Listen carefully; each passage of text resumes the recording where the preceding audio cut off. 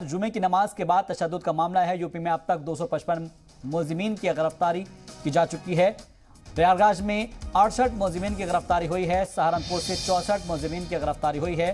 फिरोजाबाद में 13, अंबेडकर नगर में 28 गिरफ्तार किए गए हैं, जबकि हाथरस में 50, मुरादाबाद में 27 गिरफ्तारियां हुई हैं।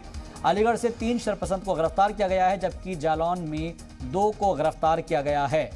तो इस वक्त की ये बड़ी खबर आपको बता रहे हैं, जिसमें जुमे की नमाज के बाद तशद्दुद के मामले में यूपी में अब तक 255 मुलजिमीन गिरफ्तार किए जा चुके हैं, जिसमें प्रयागराज में 68 मुलजिमीन की गिरफ्तारी हुई है। सहारनपुर में 64 मुलजिमीन की गिरफ्तारी हुई है। फिरोजाबाद में 13, अंबेडकर नगर में 28 गिरफ्तार किए गए हैं, जबकि हाथरस में 50, मुरादाबाद में 27 को गिरफ्तार किया गया है।